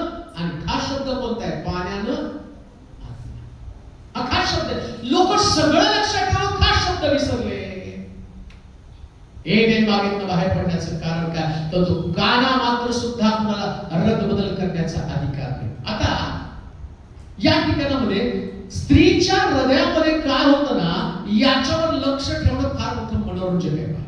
या स्त्रीच्या मनामध्ये काय होतं, तुमच्या मनामध्ये नेमकं काय असतं. तुम्ही आलात त्या ठिकाणी, पण प्रत्येकाच्या मनामध्ये एक प्रश्न आहे आणि तोच प्रश्न एडेन बागेत तिला बाहेर घालवण्यासाठी भाग पडला. पुन्हा ते दुसरा अध्याय 17 वचन, उत्पत्तीचं पुस्तक वाचूया. दुसरा अध्याय 17 वचन.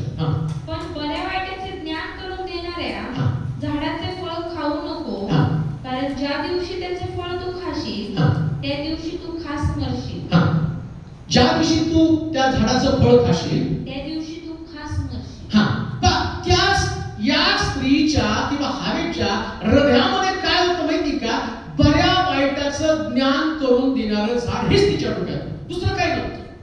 तिच्या हृदयाच्या केंद्रस्थानी ते होतं.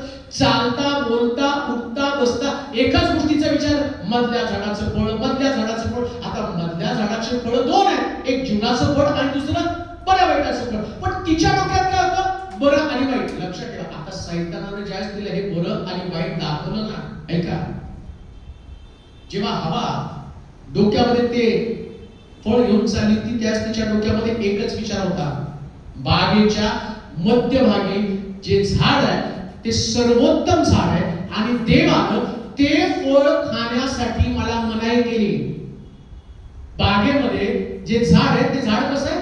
सर्वोत्तम आहे आणि देवानं तेच मला खाण्यासाठी. म्हणजे कधी कधी परमेश्वराने सांगितलेल्या आज्ञा किंवा परमेश्वराने दिलेली सूचना, या सूचनेविषयी आमच्या मनामध्ये आक्षेप असतो.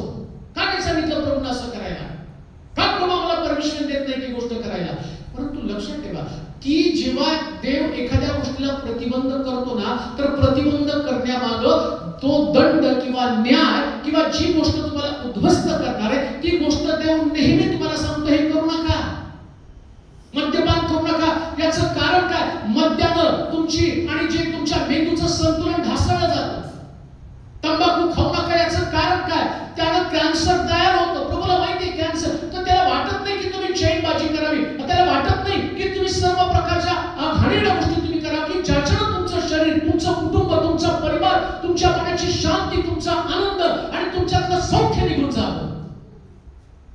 व्यभिचार करण्यामागं तो म्हणतो व्यभिचार करू नको. का?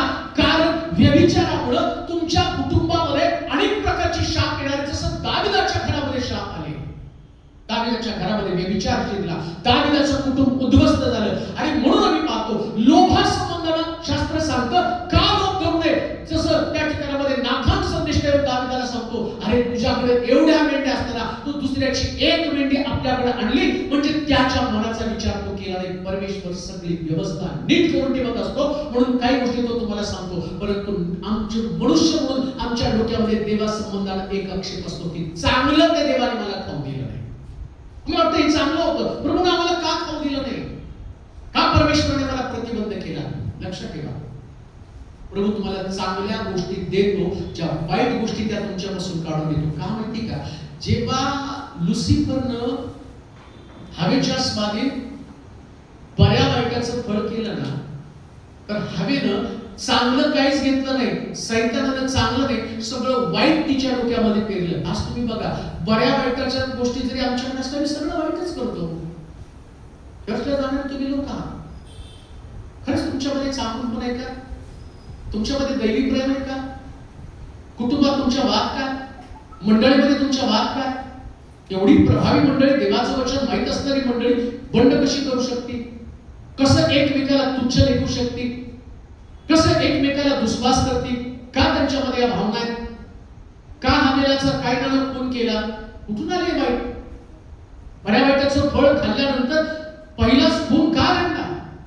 कळायला पाहिजे होतं कायनाला की हामेल माझा भाऊ आहे, परंतु तरी सुद्धा हामेलाच्या अंतःकरणामध्ये सगळं वाईट झालं. कायनाच्या अंतःकरणात वाईट आलं, कायनानं हामेलाचा घात करून टाकला. आज सुद्धा मंडळीमध्ये अशाच प्रकारचे कायदे जे आपल्या भावाचा घात करत आहेत. कुठे चांगलंपण, कुठे घरामध्ये चांगलंपण, कुठे विश्वासूपण. चर्चमध्ये जाऊन सुद्धा लोकांच्या मनस्थितीमध्ये बदल का होत नाही? त्यांच्यातला द्वेष मत्सर का निघून जात नाही? का त्यांच्यातली फसवणुकीची प्रवृत्ती जात नाही? का त्यांचं जीवन अशा प्रकारचं वाईट आहे? दाविदामध्ये हे वाईट पण कुठं आलं? त्याची पत्नी असताना आले वाईट पण. लुसिफरनं दिलं ते खरंच चांगलं नव्हतं. आजही लुसिफर लोकांच्या हातात याच गोष्टी देते. चांगलं वाईट माहीत असून सुद्धा आम्ही वाईटाचंच अनुसरण करतो. वाईटाचंच अनुसरण करतो. ही सगळ्यात मोठी शोकांतिका आहे. सैतान तुमच्या डोक्यामध्ये एक गोष्ट घालतो, देवानं आम्हाला सर्वोत्तम दिलं नाही. आणि कधी घडतं माहिती का? नीट ऐका, जेव्हा तुमच्यामध्ये ती भावना असते देवानं मला सर्वोत्तम दिलं नाही, वचनाची गोडी तुम्ही घालवली की तुम्हाला वाटतं देवानं मला चांगलं काहीच दिलं नाही. वचनाची गोडी निघून गेली. ज्या लोकांना वचनाची गोडी असते ना त्याला कळतं की प्रभूनं दिलेलं सगळं चांगलं आहे. आम्ही म्हणाल का? चांगला परिवार, चांगली नोकरी, चांगले लोक, सगळं चांगलं आहे. दावीद कधी आपल्या डबे घेऊन जाणाऱ्या कामाचं त्यांनी वाईट नाही म्हटलं त्याला. योसेफ कधीच म्हटलं नाही पोटिफराच्या घरामध्ये माझ्यावरती अन्याय झाला आणि मला दोषारोप लावले त्याला. आणि त्या योसेफाला त्याच्या भावाने विकलं, त्याला मारण्याच्या योजना केल्या. योसेफ त्याच्या भावांबद्दल कसं बोलत नाही. योसेफ काय म्हणतो माहिती का? अरे ही देवाची योजना होती, तुम्ही मला दिखावं. हे चांगलं बोललंय. कधी कधी तुमच्या जीवनामध्ये वाईट अनुभव आल्यावर सुद्धा तुम्ही तुम्हाला देवाचं वचन, योसेफाकडे वचन होतं, दृष्टांत होता, विजन होतं, तुमच्याकडे देवाच्या वचनाची गोडी तुम्ही गमावली की मग तुमचं वाचन तुम्ही गमावलं, दर्शन तुम्ही आणि गमावलं, तर लक्षात ठेवा देवाच्या वचना संबंधानं शंका तुमच्या मनामध्ये निर्माण होती आणि असं वाटतं की देवानं मला सर्वोत्तम ते दिलं नाही. आणि दुसरी गोष्ट, देव कृपाळू नाही आणि देवाला माझी चिंता नाही. आता सैतान किती दुर्दैव आहे बघा. तो बरोबर झाडाच्या तिथं बसला आणि हवेला देवाने सांगितलं होतं की बऱ्या वाईटाचं फळ खायचं नाही, पण तिच्या हृदयात ते होतं ना. पाप करणाऱ्या व्यक्तीच्या हृदयामध्ये तेच असतं, पाप करायचं म्हणजे करायचं. दाविदानं काही डायरेक्ट त्या स्त्रीकडे जाऊन खिडकी उघडी होती म्हणून जाऊन पाप केलं नाही. याच्या अगोदर पण दाविदाचं लक्ष त्या स्त्रीकडे गेलं असेल. एकदम त्याला ती स्त्री सुंदर नाही वाटली. आईच्या विचारांमध्ये सारखं वाटत होतं मधल्या झाडाचं फळ, बऱ्या वाईटाचं फळ, बऱ्या वाईट. मला असा प्रश्न पडतो, जर तिच्या डोक्यामध्ये जीवनाच्या झाडाचं फळ असतं ना तर तिला जीवनाच्या झाडाचं फळच मिळालं असतं, पण तिच्या डोक्यात बऱ्या वाईटाचं फळ होतं ना. आमच्या डोक्यात तेच आहे, जे आमच्या डोक्यात असतं तेच. जीवनाच्या बाबतीत काय? मला निनिवेला नाही, मला तार्शिशला जायचं, जास्त तार्शिशचं झालं. हिला पण वाटलं बऱ्या वाईटाचं फळ, बऱ्या वाईटाचं फळ, बऱ्या वाईटाचं फळ. आता तिच्या समोर बऱ्या वाईटाचंच फळ आलं. तुम्ही जे मागता ते तुमच्या डोळ्यासमोर येतं. तुमच्या डोक्यामध्ये जास्त दिवस रात्र तेच येतं. योना पण जहाजामध्ये चढला, तो म्हटला नाही देवाची इच्छा होती तार्शिशला जावं, जास्त तार्शिश झालं ना. हवेला पण तेच वाटलं. आता सैतान घेऊन आला आणि तिला काय माहिती, आता तो सैतान, तो सर्प आहे हे पण तिच्या डोक्यात आलं नाही. ही वाणी देवाची वाणी नाही, ही वेगळी वाणी आहे. दाविदाला पण ती स्त्री दिसताना त्याला कळलं नाही का सैनिकाची पत्नी, सगळं त्याला माहिती होतं, पण डोळ्यासमोर आल्यावर त्यांनी ते पाप केलं. असंच तुमच्या जीवनामध्ये घडलं जातं. म्हणून लक्ष ठेवा, परमेश्वर. आता मला वाटतं तिसरा अध्याय 4थं वचन वाचा. सैतान कसा तुम्हाला त्या डाबामध्ये अडकवतो पहा. तिसरा अध्याय, उत्पत्तीचं पुस्तक 3रा अध्याय 4थं वचन. सर्प स्त्रीला म्हणाला, तुम्ही खरोखर मरणार नाही, कारण देवाला हे ठाऊक आहे की देवाला हे ठाऊक आहे की तुम्ही त्याचे फळ खाल, त्याचं फळ खाल, त्याच दिवशी तुमचे डोळे उघडतील, तुमचे डोळे उघडतील आणि तुम्ही देवासारखे बरे वाईट जाणणारे व्हाल. आता दोन मुद्दे समजून घ्यायचे. 4थं आणि 5वं वचन. लुसिफर जेव्हा हवा त्या झाडाकडे ती मानवाचं बदल न्याय त्याला बागेतनं घालून टाकलं, त्याच्यावरती न्याय काय आला, तुम्हाला पण देव एदेन म्हणजे आनंदातनं घालून देणार आहे. तुमच्या जीवनातला आनंद निघून जाणार आहे, तुमच्या कुटुंबातला आनंद निघून जाणार आहे, नोकरीतला आनंद, शिक्षणातला आनंद, बिझनेस मधला आनंद, कौटुंबिक जीवनातला आनंद, या आनंदाचा न्याय प्रभू करणार आहे. कधी जाणार या सगळ्या आनंदामधून तुम्ही कधी बाहेर पडणार आहे? तुम्हाला पर्सनली देवाचं वचन काय सांगेल. आता समजा फॅमिली म्हणून प्रभू तुमच्याशी बोलत आहे.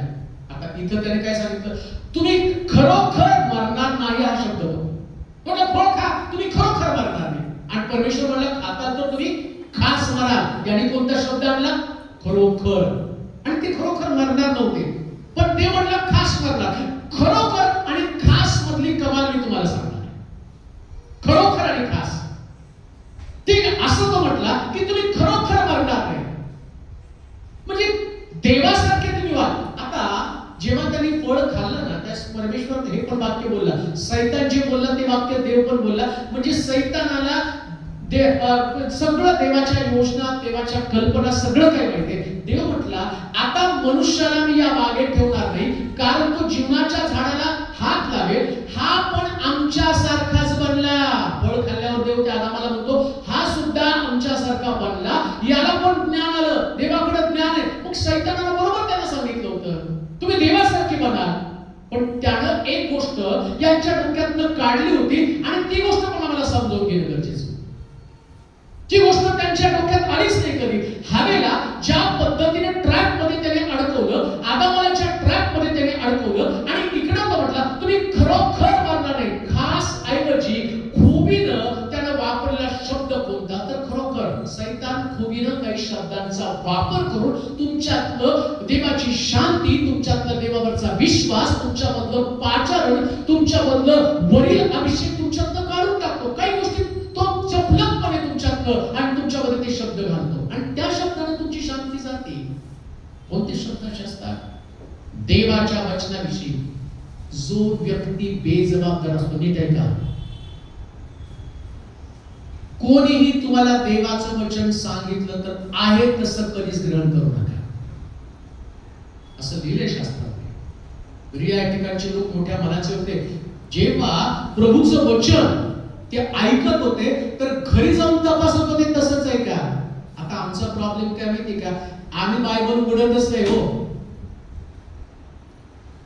त्याने सांगितलं आम्ही डोक्यात ठेवलं, घरी जाऊन नाचलो. आणि नाही वचन तसंच आहे. त्या वचनाचा कधी खोला जाऊन अर्थ पण बघितला नाही, जाणून पण कधी वचन घेतलं नाही. वचनानं तुम्ही किती गंभीर संकटामध्ये अडकणार. जसं इकडं खरोखर आणि खास याच्यामध्ये फरक पडला, ते बागेतून बाहेर गेले. किती गंभीर असतं म्हणजे देवाच्या वचनाच्या बाबतीत. तुम्हाला कोण देवाच्या वचनात कसं शिकवतं आणि कशा पद्धतीने तुम्ही त्याला आणि त्याच्यात. आता मला आठवतं की जेव्हा मी पुण्यामध्ये असतानाच एक प्रभूची आंतरिक ओढ लागली होती आणि त्यावेळेस माझ्या डोक्यात बऱ्याच शंका कुशंका यायच्या. मग गुरु तर लागतो ना, कोणीतरी कुणाला तरी गुरु मानावं, ज्यांनी बायबल मला शिकवावं. तर मला इतकं वचनाचं तहान लागली होती. 8वी 9वीला काहीतरी असेल, 9वी 10वीला असेल काहीतरी. आणि मग प्रार्थनेला जायचो एक व्यक्तीच्या बरोबर आणि त्याला प्रश्न केला, डोक्यात आलेला प्रश्न. म्हटलं की हे पेंटिकॉस्टल लोक सांगतात की बुडून बाप्तिस्मा, पाण्याचा बाप्तिस्मा घ्यायला पाहिजे. मग मी त्याला विचारलं की मग वाळवंटामधले लोक कसं काय बाप्तिस्मा घेतात. आता माझ्या डोक्यात आली ती कल्पना आणि त्याने दिलेलं उत्तर पण आणि पटकन विश्वास ठेवला. त्याला वाळवंटामध्ये काही प्रॉब्लेम नाही, ते लोक वाळूमध्ये त्याला गाडतात आणि बाहेर काढतात. आणि म्हटलं बरोबर असं का तिथं वाळू जास्त आहे. पण माझ्या डोक्यात ही कल्पना आली, पाणीच नाही तर ती जिवंत कशी काय राहतात, आंघोळ कशी काय करतात.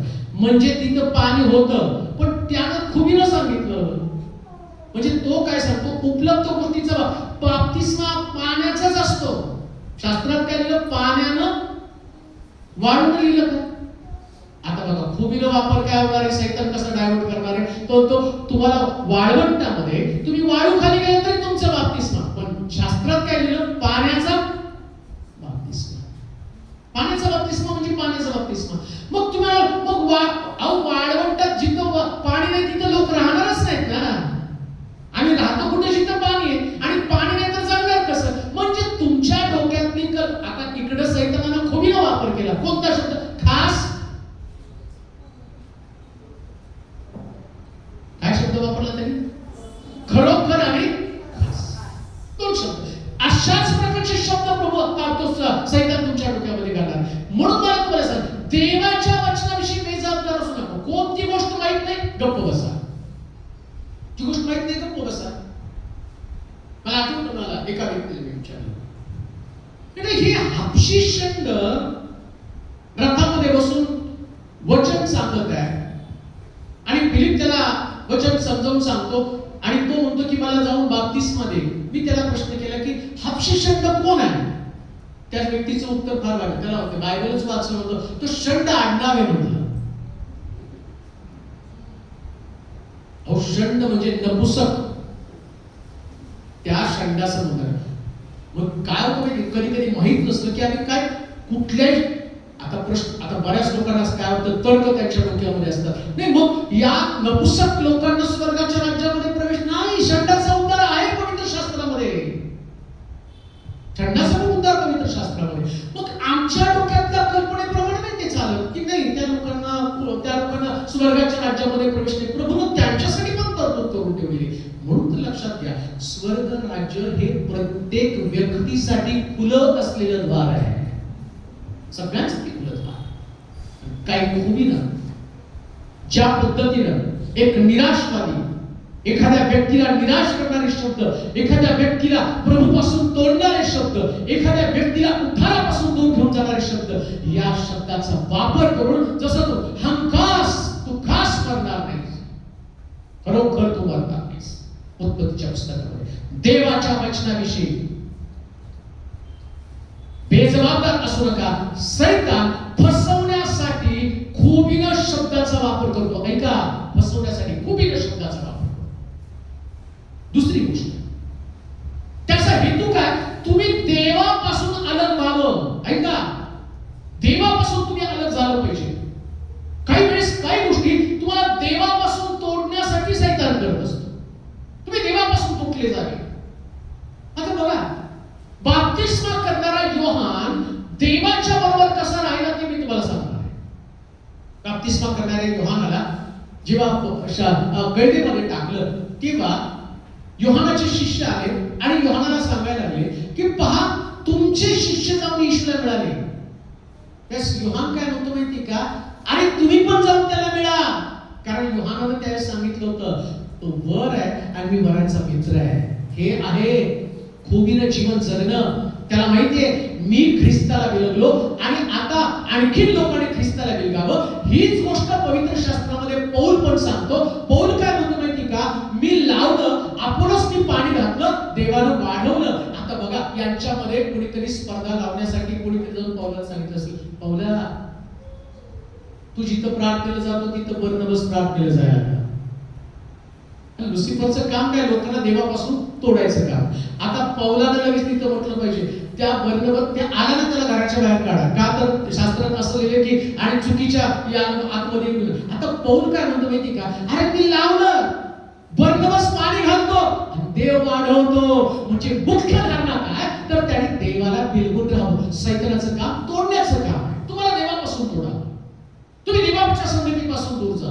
लक्षात ठेवा, प्रत्येक वचन तुम्हाला देवाच्या जवळ घेऊन जातं. म्हणून तुमच्या मनामध्ये वचनाविषयी कधी संभ्रम असू घेऊ नका. ना पास्टर तेलोरे, ना दिनाकरण, ना बेनिहीन, ना या जगामध्ये असणारा कोणता सेवक तुम्हाला स्वर्गात नेणार आहे. पण देवाचं वचन आणि प्रभू येशू ख्रिस्त तुम्हाला स्वर्गामध्ये नेणार आहे. म्हणून देवापासून विभक्त होऊ नका आणि तुम्ही ख्रिस्ताचं वर्गीकरण करू नका. ख्रिस्त सगळ्यांचा आहे, तो बर्नबासचा आहे, तो पौलाचा आहे, तो तुमचा आहे, तो माझा आहे आणि जगातल्या प्रत्येक सेवकाचा आहे. आणि म्हणून त्या ख्रिस्ताला तुमच्या जीवनात तुमचं करता आलं पाहिजे. म्हणून सैतानाचं इच्छा काय? तर त्याची इच्छा आहे तुम्ही देवाच्या वचनापासून दूर व्हावं आणि थोडं सुद्धा आम्ही देवापासून दूर झालो की तो आम्हाला पकडणार आहे. आता यासाठी तुम्हाला एकच प्रार्थना करावी लागणार. काय प्रार्थना करावी लागेल? रात्री झोपताना तुम्ही प्रार्थना करता, देवा रात्रभर दिवसभर संभाळ, रात्रभर संभाळ आणि सकाळचा दिवस दाखव. ही प्रार्थना तुमची रेग्युलर प्रार्थना आहे. ही प्रार्थना फक्त तुम्हाला झोपवती उठवती, पण तुम्हाला सैतानाच्या विरुद्ध लढण्याची ताकद देत नाही. मग तुमची प्रार्थना काय असली पाहिजे? देवा, मला वचनाची भूक लागू दे, मला वचनाची भूक लागू दे. का? डोंगरावरती असणाऱ्या प्रवचनामध्ये प्रवेश करताना तीच गोष्ट सांगितली, जे धार्मिकतेचे नीतिमत्वाचे भुकेले तहानले ते तृप्त होते. ज्याला धार्मिकतेची भूक आणि तहान आहे ते तृप्त होते. मला धार्मिकतेची वचनाची तहान लागणं नितांत गरजेचं आहे आणि ती लोकांमध्ये नाही. वचनाची तहान नाही. बघा तुम्ही देवाचं वचन सांगणाऱ्या सभेला आणि आरोग्याच्या सभेला तुम्ही फरक पहा. आरोग्याला म्हटलं की ही भली मोठी गर्दी, 30 लाख 40 लाख 10 लाख 20 लाख, आणि वचन सांगायचं म्हटलं की त्या वचन नको मिराकल. मिरॅकल घेऊन पण बायबल सांगतो 2 हात असून नरकात जाण्यापेक्षा 2 हात असून. आता समजा एखाद्या व्यक्तीला हात प्राप्त झाला आरोग्याच्या सेवेमध्ये आणि त्याच्याकडे वचनच नाही स्वर्गाच्या राज्यात कसं पोहोचायचं. मग आता तिथं म्हणणार आहे का अरे हा अमक्याच्या सभेमध्ये याला हात प्राप्त झाला आणि याला स्वर्गाचं राज्य द्या. तो म्हणतो 2 हात असून नरकात पड. का? ज्या हाताने तुला आरोग्य मिळालं त्या हातात वचन नव्हतं, पण जेव्हा तुमच्याकडे देवाचं वचन असेल तुम्ही स्वर्गाच्या राज्यामध्ये पोहोचणार. म्हणून वचनाला महत्व तुमच्या जीवनात असलं. आता दुसरी गोष्ट 3:5 मध्ये सांगितलं काय? 3रा अध्याय 5 वचन वाचा. 3रा अध्याय 5 वचन. कारण देवाला हे ठाऊक आहे की तुम्ही त्याचे फळ खाल हा. त्याच दिवशी तुमचे डोळे उघडतील हा. आणि तुम्ही देवासारखे बरे वाईट जाणणार आहेत. आता सैतानानं एक गोष्ट तिच्या डोक्यामध्ये घातली. कोणतं? तुम्ही फळ खाल तेव्हा देवासारखं व्हाल, तुमचे डोळे उघडतील. खरंच डोळे उघडले का? हो, उघडले. आता तुम्ही सैतानाच्या दृष्टिकोनातून म्हणाल त्याचे डोळे उघडले. कशावर डोळे उघडले? त्यांना पहिल्यांदा कळलं आम्ही नग्न आहे. याच्या अगोदर त्यांना दिसत नव्हतं आम्ही नग्न आहे. या गोष्टी तुम्हाला थोड्याशा विस्तृत प्रमाणामध्ये मी सांगणार. तो म्हटला तुम्ही फळ खाल तेव्हा तुमचे डोळे उघडतील आणि तुम्ही देवासारखं बरं वाईट जाणणारे लोक व्हाल. अजून एक संदेश येईल मी आता पुढच्या आठवड्यामध्ये टाकतो युट्यूबला. देव बरं आणि वाईट दोन्ही गोष्टी जाणतो, दोन्ही गोष्टी पाहतो. देवाचं काम बरं आणि वाईट. आता देव काय पाहतो? बरं काय आणि वाईट काय दोन्ही गोष्टी पाहतो. त्याच्यावरती त्याचा दंड आहे. चांगलं केलं तर तुम्हाला आशीर्वाद आहे, वाईट केलं तर दंड आहे. चांगलं करणाऱ्या व्यक्तीला देवानं अनुग्रह दिला. जसं मी पाहतो 5,000 चे 10,000 करणाऱ्याला त्यानं 2,000 चे 4,000 करणं आणि केलेले ते पण देऊन टाकले. तो म्हटला मोठा व्यापार कर. आणि वाईट काय? एका व्यक्तीनं 1,000 रुपये घेतले आणि पुरले. तो म्हणतो याला अंधाऱ्या कोठडीमध्ये टाका का? तर याने माझ्या मी दिलेल्या पैशाचा दुरुपयोग केला. आता चांगलं ना वाईट दोन्ही तुम्हाला सांगतो. तुम्ही इथे सगळे बसले तर तुम्हाला माहित पण नाही. तुम्ही म्हणता आम्ही देवाचं वचन ऐकतो, आम्ही खूप चांगलं. नाही हो, तुम्ही देवाचं वचन ऐकून लोकांना सांगता हे चांगलं आहे, हा व्यापार आहे. जेव्हा तुम्ही इथे येता देवाचं वचन ऐकता, घरी जाऊन दुसऱ्या गुरुवारी दुसऱ्या व्यक्तीला घेऊन येता, हे तुम्ही चांगलं करता. तुम्ही गुरुवारी येता तुम्हीच बसता. तुम्हाला काय वाटलं? तुम्हाला वचन ऐकायला दिलं, बायबल स्टडी ऐकायला नाही, खूप छान बायबल स्टडी. तुम्ही सांगा नाही. आता हे ऐकलं जाऊन सांगायचे तुम्हाला घरी, कोणाला तरी पकडायचं त्याला सांगायचं बाबा हे वचन ऐकून देवाच्या राज्याकडे बोल, तुझं परिवर्तन करून घेऊन ये. हे वचन तुम्हाला फुकट देवानं दिलं नाही. या वचनाच्या द्वारे अनेक लोकांना देवाच्या राज्यामध्ये आणायचे. आता 3 महिने झाले इथं आपण येऊन हे चालू केलं. विचार करा किती लोकांना तुम्ही प्रभूकडे घेऊन आला. हाही प्रश्न तुमच्याकडे असणार. याचा हिशोब प्रभू तुम्हाला विचारणार आहे. मला आठवतं ज्या दिवशी माझं तारण झालं, मला सत्य समजायचं. आमच्या घरामध्ये आमच्या आईची आजी म्हणजे आमची पणजी, तिला ऐकायला येत नव्हतं, तिला दिसत नव्हतं आणि त्यामुळे तिला चर्चला ऐकायला येत नव्हतं. मग ती घरी असायची आणि मग मी ते उपदेश ऐकायचो. एवढं सगळं नवीन वाटायचं. अरे मुळात बायबल कधी वाचलंच नाही. ज्या चर्चला जायचो, पुण्यामध्ये एक चर्च होतं, खडकीमध्ये चर्चला जायचो, घरापासून लांब असायचं. 1-1.5 तासाचं चर्च. आम्ही सुटायच्या वेळेस जात होतो आणि तो उपदेश कधी तर मित्राला एकदा घेऊन गेलो. त्या मित्रानं ते गीत नंबर तिथं पाहिलं आणि माझ्यावर विदर्भी मित्र होता, त्याला घेऊन आलो. म्हटलं आमच्या म्हटलं काय तुमच्या चर्चमध्ये शांती, कसलं संगीत आहे, लोक सगळे एक चित्त होऊन शांतपणे जातात. आणि मला वाटलं तीच धार्मिकता. आणि त्यांना आला आणि घरी आलं. मला दुसरे म्हणले येतो का रे चर्चला? नाही तू मला तर जमणार नाही, पण तू गेला तू गीत नंबर घेऊन ये. म्हटलं कशाला रे? अरे म्हटलं तू मटका लावला त्या गीत नंबरचा, मला लागला रे कल्याण. म्हणजे तिथं आलेल्या व्यक्तीला ती पण भावना नाही, कुठल्या फिलिंग्सच नाही. तशा जातो चर्चला पण आहात बदल भावना काय तुमची? काय सत्य तुम्ही ग्रहण केलेलं आहे? कोणत्या गोष्टीत प्रेरित तुम्हाला करत आहे? वचन ऐकण्याची उत्कंठा नाहीये. पण मला आठवतं जेव्हा मला बायबल समजलं आणि मी ते ऐकायला लागलो ना, मग त्या 85 वर्षाच्या आजीला तिकडं ती माझी वाट पाहायची. म्हणून चर्चला गेला काय सांगितलं आणि मी तिला जे वचन ऐकायचो एक शब्द सुद्धा विसरत नव्हतो. आणि घरी जाऊन तिला सांगत होतो आणि ती रडायची. असं लिहिलं, असं शास्त्रात आहे का, असं लिहिलं का? आणि मला वाटायचं कधी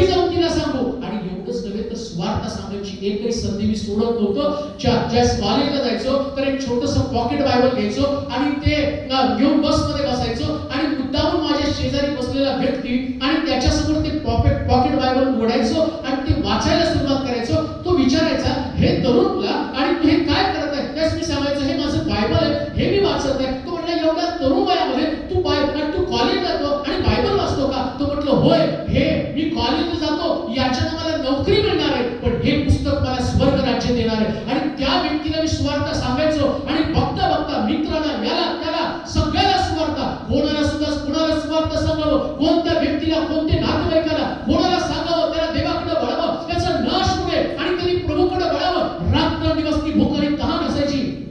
हीच गोष्ट आम्हाला आणि करणं गरजेचं आहे. लक्षात ठेवा, तुम्ही देवाचं वचन ऐकलं, ते तुमच्यापासून कोणी काढून गेले, मग तुमची तळमळ काय आहे?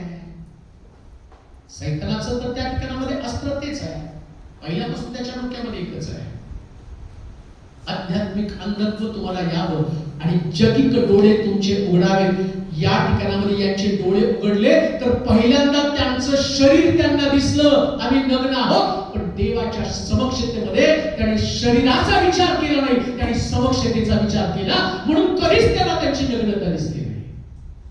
देवाच्या समक्षतेमध्ये तुम्ही राहता ना, त्यास तुम्ही तुमच्या शारीरिक गोष्टींचा विचार कधी करत नाही. आणि इकडं लुसिफरला काय सांगितलं माहिती का? त्याला देवासारखं बरे वाईट जाणणारे लोक होणार, तुम्ही देवासारखे बनणार. तुम्हाला माहिती का, हवा ऑलरेडी देवासारखीच होती. आदाम देवासारखाच होता. कसं काय? शास्त्रात लिहिलं, परमेश्वर म्हटला, चला आपण आपल्या सदृश्य मनुष्य तयार करू. म्हणजे तो ऑलरेडी देवासारखा होता का नाही? देवाने त्याला त्याच्यासारखा बनवला होता ना, मग अजून कसं काय देवासारखं बनायचं होतं? पण सैतानानं वेगळ्या पद्धतीने त्याला देवासारखं बनवण्याचं ठरवलं, वेगळ्या पद्धतीने. बऱ्याच वेळा सैतान तुम्हाला त्याच्या हिशोबाप्रमाणे देवासारखं बनवण्याचा प्रयत्न करतो आणि तुम्हाला कळत पण नाही. कसं काय? तुम्ही देवासारखं कसं बनता? इतकं भयानक आहे. तुमचा न्याय कसा होतो, कसं तुम्ही देवाच्या संगतीपासून दूर जातात ते तुम्हाला मी सांगतो. देवासारखं तुम्ही कसं बनता? देवासंबंधानं म्हटलं, सगळ्यांचा न्याय शेवटी कोण करणार आहे? म्हणजे न्यायाधीश कोण आहे? बोला की, देव. न्यायाधीश कोण आहे? मग तुम्ही न्याय करता. म्हणजे सैतानानं तुम्हाला सांगितलं तुम्हाला लोकांचा न्याय करायचा. तुम्ही एखाद्याला पापी ठरवता, तुम्ही एखाद्याला धार्मिक ठरवता, तुम्ही एखाद्याला चांगलं ठरवता, तुम्ही एखाद्याला वाईट ठरवता. बऱ्या वाईटाचं फळ म्हणजे तुम्हाला देवासारखं बनवणार. आता लक्षात घ्या, कोणाच्याही जीवनातले दोष काढून त्याला चांगलं किंवा वाईट बनवणं हे कोण करतं? लुसिफर. ते बरं वाईट म्हणजे तुम्ही देवासारखे व्हा, म्हणजे तुम्ही बरं वाईट जाणणारे व्हा. आम्ही म्हणतो नाही, आम्ही त्यात तो बरा वाईट कसा आहे ते मला चांगलं माहिती आहे. लक्षात ठेवा, तुम्ही दुसऱ्याचं जीवन तपासू नका. धन्य तो व्यक्ती जो स्वतःच्या जीवनातलं वाईट काढून चांगलं पण त्याच्यामध्ये घडतो. म्हणून दावीद म्हणतो, माझं पाप रोज माझ्या समोर आहे का? लुसिफरनं त्याला त्या जाळ्यामध्ये अडकवलं आणि आम्ही पाहतो त्यांना देवाचं स्वरूप असताना, देवाचं समानता त्यांच्यामध्ये असताना त्यांनी त्या स्त्रीच्या डोक्यामध्ये ती गोष्ट काढली ती की तुला बरं वाईट समजायला लागलं. ऐका काय बोलतो ते नीट ऐका. जेव्हा तुम्हाला ख्रिस्त समजतो ना, तेव्हा त्या दिवसापासून तुम्हाला लहान लेकरासारखं बनावं लागतं. कसं लहान लेकरासारखं? स्वतः येशू ख्रिस्त म्हणतो, बालकासारखं झाल्याशिवाय कोणी देवाच्या राज्यामध्ये प्रवेश करू शकणार नाही. आता बालकासारखं, बालकाला बरं आणि वाईट काही कळत नाही. तुम्हाला साधं तोंड लपून कोण गेलं तुम्हाला न भेटता गेलं ना, तर तुम्ही मग त्यांच्या घरी जायचं नाही. आणि त्या लहान लेकरं चिमटे काढा, त्याला डोळे वाटारा, काही पण करा, ते लेकरू परत तिथं जातं. का त्याला ते बरं वाईट कळत नाही. आम्हाला मात्र लगेच कळतं. आणि म्हणतो नाही, त्यांचा चेहरा बघितला का कसा होता? फुगलेला होता. इतके हुशार. मग बऱ्याच वेळा मी नाही पाहिलं, तुम्ही नाही पाहिलं, पण मी पाहिलं ना. किती हुशार आहे, देवापेक्षा मी भारी. हे बरोबर जाणणारी वृत्ती जी आहे ना, ही वृत्ती सैतानानं तुमच्यामध्ये घातली. शास्त्र काय सांगतं माहिती का? देव नेहमी त्याचं गौरव आम्हाला पांघरून देत असतो. आता फार सुंदर मी तुम्हाला सांगतो. सैतान येईपर्यंत ऐका, हवेला आदाम नग्न कधी जाणवलं नाही. नीट आहे बरं का? आदामही नग्न होता, हवाही नग्न होती. जोपर्यंत बऱ्या वाईटाचं फळ त्यांच्याकडे येत नव्हतं तोपर्यंत दोघांना पण एकमेकाची नग्नता दिसली नाही. नीट आहे का? आता फळ त्यांच्याकडे आल्यावर दोघांना एकमेकाची नग्नता दिसली. फळाने डायव्हर्ट केलं. आज सुद्धा ख्रिस्ती लोकांना जेव्हा लुसिफर फळ देतो ना तेव्हा सगळ्यांना एकमेकातले दोष दिसायला लागतात. हो, नग्नता दिसतं म्हणजे एकमेकांमधले दोष दिसतं. मला तुमच्यातले दिसतात, तुम्हाला माझ्यामधले दोष दिसतात. परंतु प्रभू येशू ख्रिस्त जसं आम्ही पाहतो की बागेमध्ये येशूचं देवानं गौरव त्यांना दिलं, गौरवाची वस्त्र होती. आता गौरवाची वस्त्र असल्यामुळे ती नग्नता झाकली गेलेली होती. आणि म्हणून शास्त्रामध्ये असं लिहिलं, प्रीती पापाची रास झाकते. का? जेव्हा ख्रिस्ताची प्रीती तुमच्याकडे येते ना तेव्हा ते गौरव तुमच्यामध्ये येतं. म्हणजे जसं मी पाहतो येशू ख्रिस्त त्या चोराला, बाजूला चोर असताना चोर नग्न आहे, त्याच्यामध्ये पाप आहे, त्याच्यामध्ये दोष आहे, त्याच्यामध्ये गुन्हे आहेत. पण ख्रिस्ताच्या प्रीतीनं या चोराची नग्नता झाकली आणि चोराला तो आता चोर समजत नाही तर त्याच्या बरोबर जाणारा त्याचा सहकारी तो म्हणतो, आज तू माझ्या बरोबर सुखलोकामध्ये असशील. ही भावना, ही फिलिंग, याला म्हटलं देवाचं गौरव पांघरणं. म्हणून लक्षात ठेवा, जेव्हा तुम्ही देवाच्या गौरवाचे भागीदार बनता ना तेव्हा प्रत्येक व्यक्ती तुम्हाला स्वर्गाच्या राज्यात तुमच्या बरोबर नेण्यासाठी तुम्ही जबाबदार व्यक्ती बनता आणि तुम्ही त्याला म्हणता, चल माझ्या बरोबर आहे, चल माझ्या बरोबर आहे. म्हणून येशू ख्रिस्त म्हटला, अग्नीतनं ओढून एकेकाचं तारण करा. काय गौरव आहे? कोणता गौरव आहे? तुम्ही इथं बॅरिकेड्स लावू नका. आमच्या पोराने आंदोलन केलं, कॉकरोच पार्टी, नाही का? आणि मग ते कॉकरोच पार्टी मध्ये ते म्हटले, आता आम्ही डायरेक्ट पंतप्रधानाला जाऊन भेटणार. लगेच बॅरिकेड्स लावून टाकले. कायच नाही पंतप्रधानाकडे. आम्ही सुद्धा ते बॅरिकेड्स लावणारे लोकच आहेत. बऱ्याच वेळा बंद करून का विना काय लोकांना देवाकडे यायचं असतं. पण एक गोष्ट लक्षात ठेवा, पंतप्रधानाकडे त्या दिवशी कदाचित तरुण गेले असते, त्याने त्याचं सोल्युशन काढलं असतं, त्यांच्याशी बोलले असते तर आंदोलन वाढलं नसतं. मला तुम्हाला सांगू द्या, तसंच आम्ही प्रभूकडे आल्यावर आमची बंडखोर वृत्तीच नष्ट होत जाते. हो, बॅरिकेड्स कोणाला लावू नका, येऊ द्या त्यांना प्रभूकडे. आणि म्हणून तुम्हाला सांगू द्या की जेव्हा या देवाच्या गौरवाने तिला पांघरलेले होते, पाप विरहित त्या अवस्थेत होते, परंतु तरी सुद्धा देवाच्या वचनाला जीवनातून बाहेर काढा, तेव्हा संपूर्ण विचारसरणी अशुद्ध बनेल आणि जीवनामध्ये नकारात्मकता जास्त कार्यरत होईल. एकदा वचन तुमच्या डोक्यात निघून गेलं, मग संपूर्ण विचारसरणी जी तुमची ती अशुद्ध बनणार आहे. आता देवाचं वचन तिच्याकडे कोणतं वचन की त्या बऱ्या वाईटाचं फळ तू खाऊ नको हे वचन होतं. आता ते वचन गेलं, आता वचन गेलं, तिने ते फळ खाल्लं, आता तिची विचारसरणी अशुद्ध झाली. मी नग्न आहे, समजतंय का? वचन जर तिच्याकडे असतं, ते वचनाप्रमाणे तिने बऱ्या वाईटाचं फळ खाल्लंच नसतं तर नग्नता तिला दिसली नसती ना, विचारसरणी अशुद्ध झाली नसती. कधी कधी काही फळं तुम्ही खाल्ल्यावर तुमची विचारसरणी अशुद्ध बनते. दुसरी गोष्ट, जीवन नकारात्मकता, जीवनामध्ये सगळे नकारात्मक निगेटिव्हिटी तुमच्यामध्ये कार्य होणार. तुम्हाला चांगलं काही दिसत नाही, सगळं नकारात्मक. प्रभू चांगला नाही, विश्वास तर लोक चांगले नाहीत, हा चांगला नाही, ते चांगले नाहीत, आणि जगण्याविषयीची आसक्ती तुमची निघून जाणार आहे. तुम्हाला नाही राहणार देवाच्या समोर. जेव्हा तुम्ही देवाच्या वचनामध्ये टिकून राहता, नकारात्मकतेमध्ये सुद्धा तुम्हाला लढण्याची ताकद येते, उभं राहण्याची ताकद येते. लक्षात ठेवा, माणसाने इतकं पॉझिटिव्ह देवाच्या समोरतेमध्ये राहिलं पाहिजे. मला तुम्हाला सांगू द्या, आदाम जोपर्यंत एदेन बागेमध्ये होता ना तोपर्यंत त्याच्याकडे कष्ट नव्हते, पण बागेतनं बाहेर पडल्याबरोबर सगळं त्याचं जीवन नकारात्मक बनलं आणि नकारात्मकतेचंच फळ काय असेल, काय झालं, हाबिलाचं वध केलं. हे नकारात्मकतेचं फळ आहे, नकारात्मकता. आणि पॉझिटिव्हिटी काय असते माहिती का?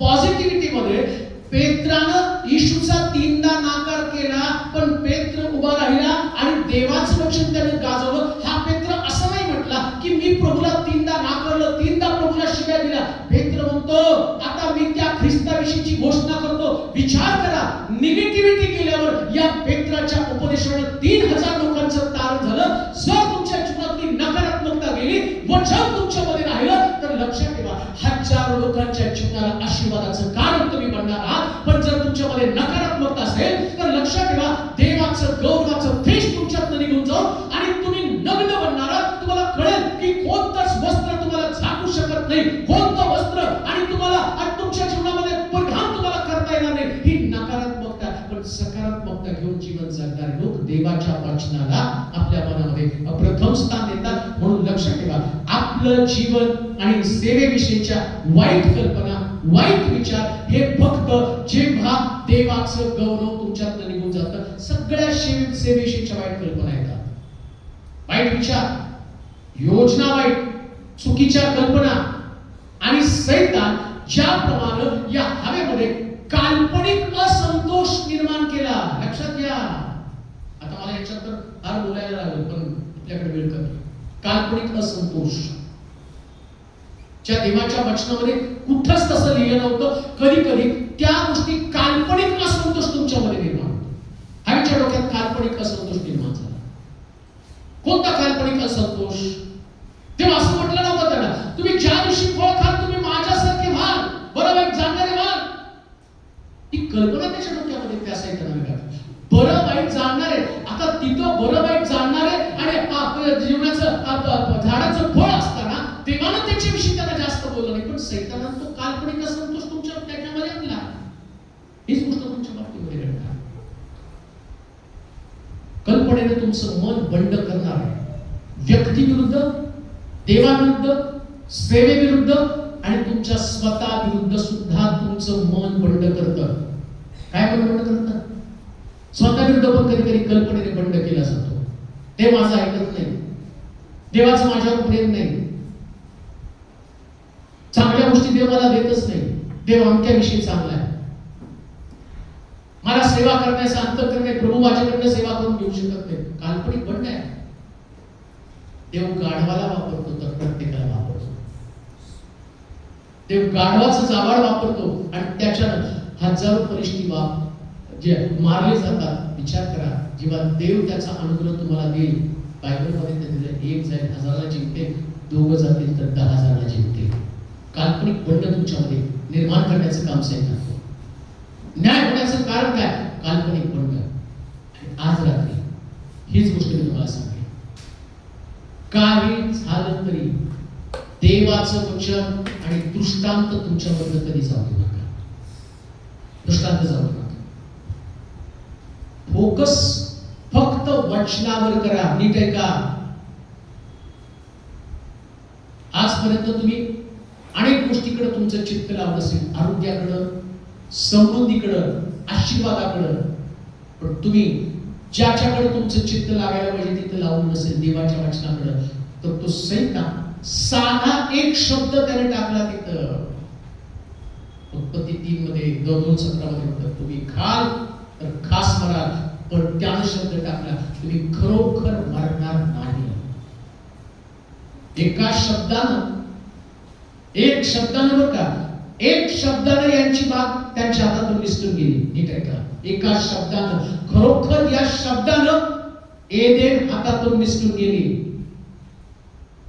तुम्ही विचार करा, जर देवाचं वचन तुम्ही आत्मसात केलं नाही तर तुमच्या हातातून किती आशीर्वाद निसटून जाणार, किती आशीर्वाद तुमच्या हातातून निसटून जाणार. धन्य ते लोक जे आपलं लक्ष, आपलं चित्त देवाकडे लावतात. देवाच्या नावाला धन्यवाद देऊ. प्रभू त्याच्या वचनाच्या द्वारे मला जागा करत आहे. प्रार्थनेपूर्वी एक ऑफरिंग सॉन्ग आपण गाणार आहोत आणि त्यानंतर मग आपण सर्वांसाठी प्रार्थना करणार आहोत.